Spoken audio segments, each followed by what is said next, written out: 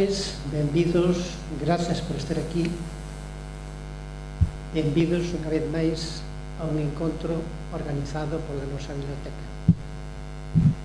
Hoxe temos entre nós a Marilia Rodríguez Gómez Ruibo, que ven a presentar a súa tese doutoral que leva por título a realidade educativa no nordeste portugués e nas escolas castellano-leonesas e galegas fronteirizas a través da memoria oral na época das dictaduras. Grazas por vir, Marilia. Dicir que Marilia nasceu en Miranda do Douro, estudou magisterio, é licenciada en psicopedagoxía,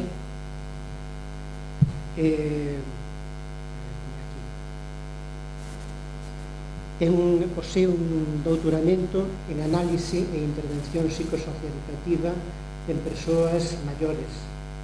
Participou en congresos de psicopedagogía en Praga e en Santiago de Compostela.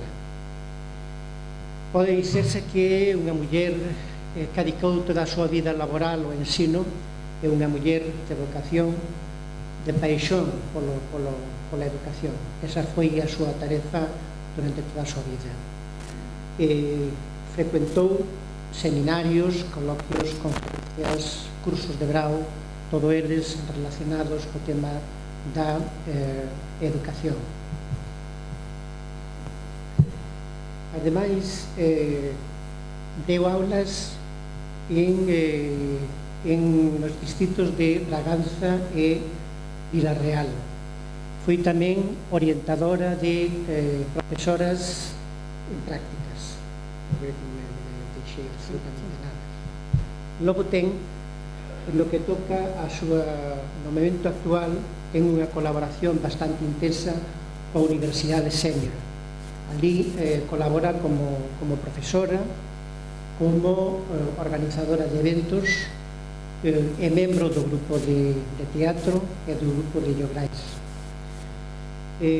Noutro orden de cousas, tamén leva exercendo como catequista durante 30 anos. E, por último, dicer que é autora dun libro que leva por título O culto e a festa de Nosa Señora das Grotas en Chaves. Podría ser, evidentemente, moitas cousas máis, pero xa é da volta. Podes empezar cando queiras.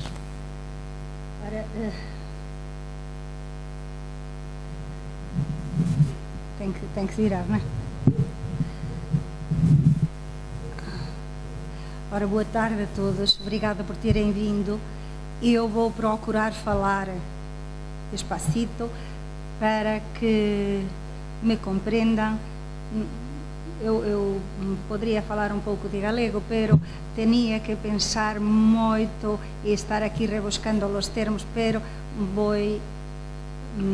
falar português, que é mais prático para mim. Eu hoje não posso ouvir o meu professor, o José Manuel Cid, porque eu apresentei a minha tese em Chaves e ele esteve lá. Era pedir muito ter outro dia para ele vir aqui e acho que estava a abusar da bondade dele.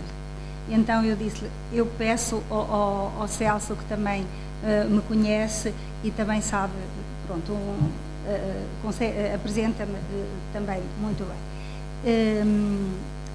Eu, durante muitos anos, pronto, diz, não está, não se ouve bem. Durante muitos anos eu fui professora da primária. Mesmo já depois de licenciada, continuei a dar aulas na primária, porque realmente aquilo que me fazia gosto eram os pequenos. Ensiná-los a ler, do barro tosco até depois saírem, como muitos já formados, tenho já alunos casados, já com filhos, pronto, é uma vida dedicada ao ensino, e o que fiz com muito gosto. Eu comecei a dar aulas em 68, ainda no tempo da ditadura, e o ensino teve uma modificação, uma mudança tão grande que eu achava que não podia ficar no esquecimento tudo aquilo que tinha acontecido. Quando eu, depois de fazer a licenciatura, o CID pediu, porque nós, é um grupo, ele dizia o grupo das portuguesas de Chaves, porque nós íamos de Chaves para Ourense 2, 3 vezes por semana, muitas vezes sem almoçar, às aulas, que chegávamos às 3h30 até às 9, 10 da noite, de maneira que, pronto, um grupo muito unido, e o CID foi excepcional. Nós nem sabemos como agradecer, porque às vezes queríamos desistir e ele dizia: não, tentes que levar até ao fim, porque tentes que conseguir. Pronto. O doutoramento levou um tempo a fazer, porque houve a morte da minha mãe, depois nasceram os netos, depois a morte do meu pai, e cada vez que eu pegava outra vez no trabalho eu tinha que rever outra vez tudo, e foi um bocadinho difícil. Outra coisa que foi muito difícil para mim foi a história de Espanha. Eu não conseguia entender que era uma primeira república, depois havia outra vez monarquia, depois era a segunda república, depois eu não entendia, então eu tive que estudar a sério essa parte da história espanhola para eu conseguir entender. E quando o CID depois me propôs, disse ele: não, tens que fazer. Pronto, organizei o trabalho, levei-lhe, e ele orientou, e eu acho que depois ficou um trabalho bastante bom. Claro que o trabalho ficou mais completo porque eu procurei fazer a comparação entre as escolas portuguesas e as escolas espanholas que ficavam, os concelhos que ficavam em frente. Isto é assim, as motivações, claro, as motivações foram muitas. Foram eu ter sido aluna nessa escola no tempo de Salazar, foram depois os meus anos de professora, e todas aquelas notificações que houve entre o início da minha carreira e o fim foram tantas e tão grandes que eu tinha mesmo que expor, passar para o papel. Então aqui estão algumas das coisas que me motivaram. Uma pasta da escola, um livro. Aqui também se usavam, eu depois constatei e vi materiais que eram exatamente os nossos. Os objetivos que me levaram a fazer foi a participar de forma direta na construção educativa do meio, porque nós, no tempo do Salazar, não podíamos falar entre professores, ou entre professores e alunos, entre professores e a comunidade, sobre a educação. 3 pessoas juntas era uma reunião política, de maneira que não podíamos, mas vocês depois vão ver mais adiante, não podíamos escrever. As pessoas que foram escrevendo sobre as suas experiências tinham que esconder muito bem tudo aquilo, porque aquilo era considerado material político e de propaganda comunista sempre, ainda que não tivesse nada a ver. Depois também eu achei que devíamos criar fontes que nos acercassem ao conhecimento necessário para o desenvolvimento do ser humano, porque todos esses acontecimentos, essas experiências fazem parte do nosso crescimento e elas não podiam ficar esquecidas. E então eu recolhi e interpretei dados referentes à vida escolar e social de Trás-os-Montes, Galiza e Castelo Leão nas décadas 30, 40 e 50. Castelo Leão, a zona de Zamora, depois eu já digo quais os concelhos, e desenvolver a capacidade crítica e o conhecimento do saber científico e das técnicas de investigação, porque em educação muitas destas técnicas não estão ainda o suficiente desenvolvidas. propiciar o desenvolvimento das destrezas tipo técnico, colher elementos para a definição da própria identidade transmontana portuguesa e ainda galega e castelhana. Desenvolver nas pessoas idosas a capacidade de interpretar a história e de valorizar a própria história como um contributo importante para a reconstrução da história coletiva. Porque muitas das pessoas que eu entrevistei achavam que as experiências delas que não valiam nada, diziam elas, não vale a pena contar-te, isto não presta, não vale para nada, foi uma coisa tão pobre. Mas depois vocês vão ver que realmente não foi assim. Ora, então vamos ver os concelhos abrangidos. Aqui temos então o Nordeste português, aqueles quadradinho, o quadradinho vermelho é Chaves, o outro é Verim. Não consigo. Porquê que é Chaves? Porque Chaves eu vivo lá há 39 anos e, portanto, é a minha segunda terra, não é? Eu nunca quis sair de trás dos montes. Depois temos o concelho de Vinhais, onde nasceu o meu pai, e em frente fica a Mesquita.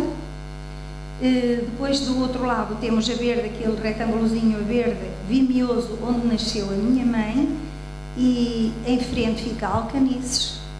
E depois Miranda do Douro, onde nasci eu, e em frente Vermelho. Porque eu queria fazer a comparação entre os concelhos fronteiriços que ficavam em frente. Eu deixei aqui um espaço, não sei se repararam, tem aqui Bragança, que é a capital do distrito, mas Bragança tem sempre posto de lado Miranda, cidade mais antiga, e que eles, mercê de, sei lá, de condicionantes e de coisas e políticas, eles conseguiram levar para Bragança muitas coisas que foram saindo de Miranda. De maneira que não gosto muito deles. Eles que me perdoem, mas não gosto muito deles. Coisa que eu nem tinha percebido que isto tinha as setas. Ora bem, todo este trabalho tinha que ser feito utilizando métodos. O método que eu utilizei foi qualitativo. Eu não tenho aqui quantificadas as coisas que eu trabalhei, e foi através da história oral, que há muitos científicos que dizem que não é um método muito científico, porque as pessoas acabam por distorcer às vezes um pouco a memória, há coisas que se esquecem, mas nós vamos ver depois isso aí. Então o que é que eu utilizei? As entrevistas, as enquisas, como dizem aqui, uns eram questionários estruturados, outras eram conversas informais, como tive aqui com o Celso, como tive ali com o Inácio, ou ali com o Dom Federico, que em vez de falar só, acabou por escrever mesmo. E depois tivemos então ainda os arquivos nacionais, tive que consultar, os municipais de todos os concelhos. Houve um que tive muita dificuldade, que foi Alcanices, que não consegui. Consegui depois o material que eu precisava, mas por outros meios, não foi ali. Universitários e escolares, claro, e depois a revisão bibliográfica. E aqui eu também tenho que agradecer à Biblioteca de Verim, que foram espetaculares, que me ajudaram a encontrar os livros que eu necessitava, e onde encontrei depois o Celso e outras pessoas que eu entrevistei depois aqui. Foram realmente muito simpáticos, e tenho que agradecer também ao Dom Federico, que me facultou o material da história de Verim. Os meios técnicos que foi o vídeo, só uma pessoa é que deixou ser, que se fizesse o vídeo, o gravador 3 ou 4 pessoas, e respostas escritas, e o resto foi tudo oral. As pessoas não queriam que ficassem escritas, não queriam escrever, nem queriam que ficasse gravada a voz delas. Houve pessoas, especialmente no Concelho da Mesquita, de Alcanices, e algumas aqui em Verim, que não me deram os nomes completos, nem os locais certos de nascimento, porque tinham medo. Então uma senhora na Mesquita disse: mas olha, tu não vais pôr o meu nome. Eu disse: não, os questionários são anónimos, olha que eu tenho medo de que me prendam. Eu disse, não te preocupes, isto vai ser tudo anónimo, não ficam lá os nomes e depois vão ver o método que eu utilizei. Que até uma das professoras, uma professora de Madrid, a Sara Ramos, disse que tinha sido inovador. E de que fontes orais é que eu me servi? Eu não escolhi, procurei escolher desde intelectuais a pessoas que não pertenciam a nenhum estrato social especial, que eram populares, as mulheres, o mundo do trabalho e também os movimentos migratórios, porque aqui nesta zona todos nós sabemos que há migração de Espanha para Portugal e de Portugal para Espanha, não é? Especialmente nas aldeias fronteiriças. E aqui está o número de entrevistados que eu fiz nos diferentes concelhos, os que são do meio urbano, os que são do meio...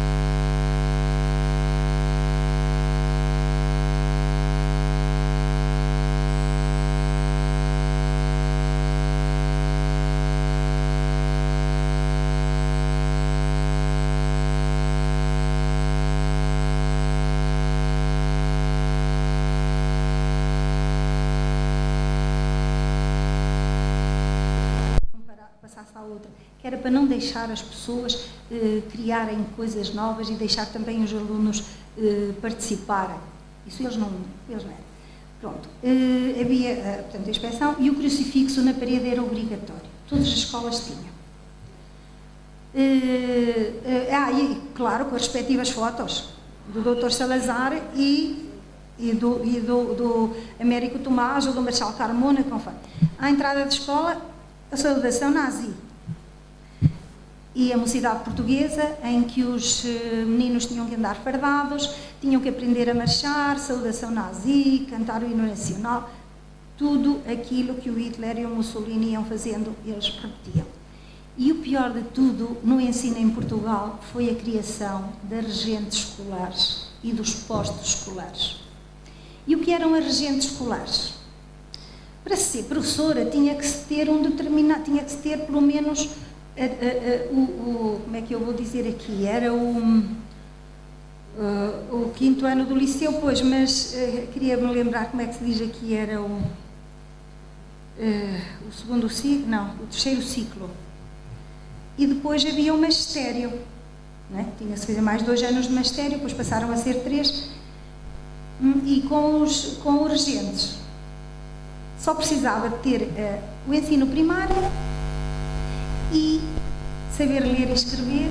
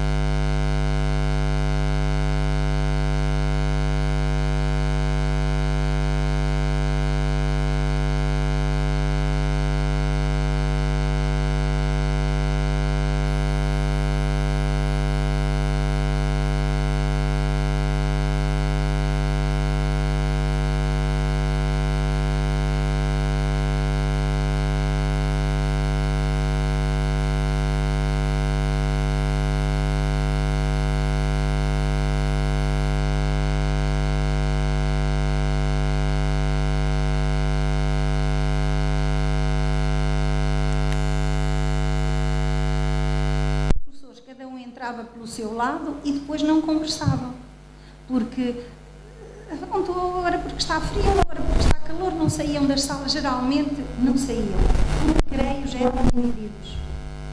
Pronto, não é preciso comentários, veem o que é que o Salazar pretendia. Esta é a escola a escola de Santo Amaro. E aqui temos então o ensino primário em Espanha na Segunda República. E o que é que se pretendia no Marcelino Domingo? O que é que ele pretendia? Queria uma escola única, laica, gratuita e de coeducação, que rapazes e raparigas convivessem. Porquê é que não haviam de conviver na escola, se eles na rua conviviam? Claro, na família. Mas eles não queriam. Achavam não é? E antes desse. E então eles queriam professores de formação adequada e que estivesse de acordo com todo aquele progresso que reinava nessa altura na Europa, que se deu o grande boom de métodos de ensino, de escolas, disso tudo. E os mais velhos também não ficavam esquecidos, que eram as missões pedagógicas, que eu achei espetaculares. Claro, durante a Guerra Civil, depois, continuou na zona de onde estavam os republicanos, continuou a fazer-se educação. As pessoas procuraram a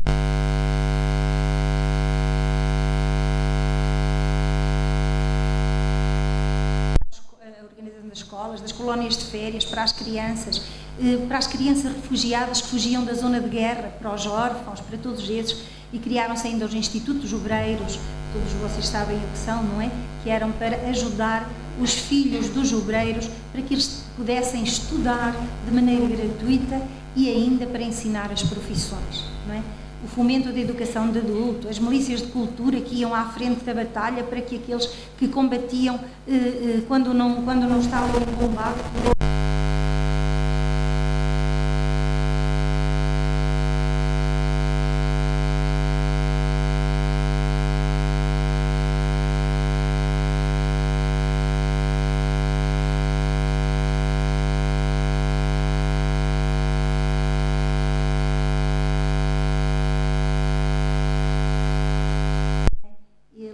Ele descobriu, e muito bem, como Salazar, que a escola era a pedra fundamental, de que eles, se quisessem mudar a mentalidade das pessoas, tinham que atuar na escola.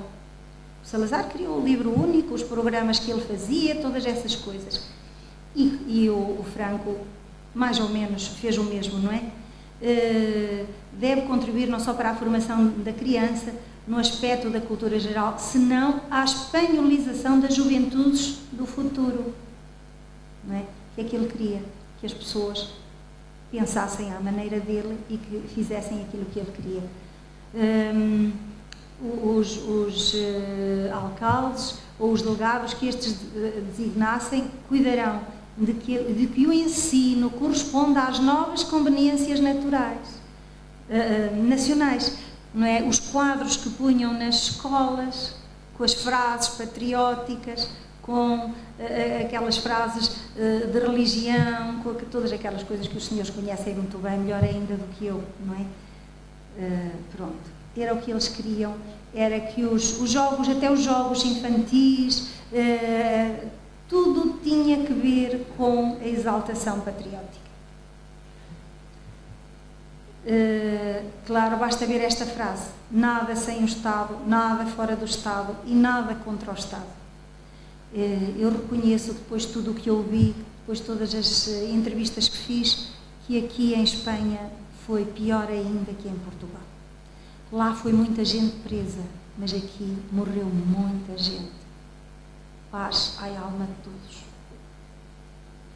Pronto, depois aqui esta parte, não é, da criação da falange, da fé cristã, que a fé cristiana era, vocês vão ver depois nas entrevistas que eu vou passar aqui só para, nas entrevistas que eu dei, que as pessoas referem todas estas coisas que aqui estão, mas referem-nas com a sua experiência, com os factos que eles viveram. que era isso depois que eu gostava, porque aqui é teoria, não é? Mas eu depois tenho as provas deles, não é? Pronto, as disciplinas e claro, como em Portugal, o canto e a religião católica, não é? Quem fosse contra não podia.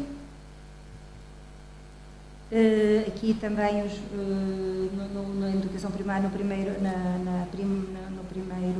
na primeira parte da educação primária dos 6 aos 10 e depois na segunda, pronto, nós em Portugal diz-se complementar e elementar, aqui é a mesma coisa, só muda o nome. Os professores, tanto em Portugal como em Espanha, os professores tinham pouca ou nenhuma formação. As regentes já nem falam nelas, falam mesmo nos próprios professores. É verdade que eu, quando saí, por exemplo, do magistério, eu nunca tinha ouvido falar no Freinet, eu nunca tinha ouvido falar, na maior parte no De Crowley, na Maria Montessori, eu não tinha. Os professores ensinavam-nos aquilo que tinham ali, mas eles não podiam dar mais do que aquilo. Nós depois é que tivemos que procurar. Quando eu depois, os salários eram muito baixos, correspondente em pesetas, ora eu comecei a ganhar 1.750 escudos, isso em pesetas, 3.000 e não sei que pesetas, 3.400 pesetas por aí. Mas depois, no fim desse ano, não ganhávamos nas férias. Pronto. Só aqui uma nota. Vocês sabem que as professoras não podiam casar sem autorização? Tínhamos que pedir autorização.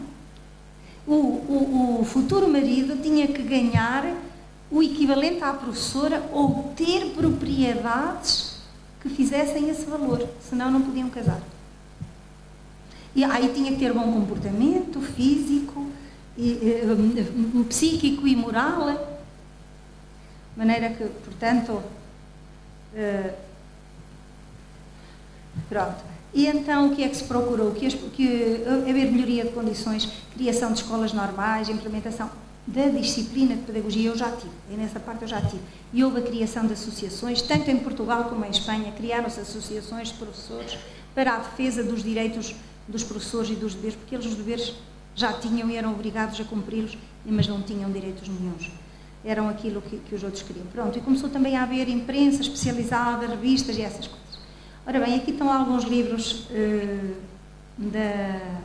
é o primeiro, aquele que diz O Meu Cantinho Cheio de Luz, é da Primeira República, tem lições lindíssimas, e depois nós aqui temos já do tempo do Salazar, eu estudei com estes livros. Ora, quando se dava, por exemplo, a letra L, vocês vejam o que é que diz. Luzitos, luzitas, viva Salazar, viva Salazar. Era assim. Estes livros era parecido com as vossas enciclopédias. Também tinham a parte religiosa, no fim, tinham aritmética, não tinham história, tinham aritmética e religião. Aqui estão as orações que nós rezávamos, à entrada e à saída, e era obrigatório. E aqui temos livros espanhóis que vocês conhecem também, não é? Livros da República e enciclopédia. Álvares. Enciclopédia Álvares.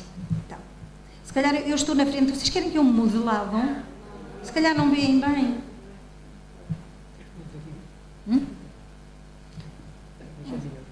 Eu ponho-me de lado daqui.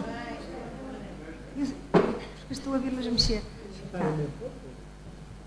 E aqui temos material português e espanhol. Vocês conhecem tudo isto, não é? E sabem onde é que eu consegui encontrar estas aqui?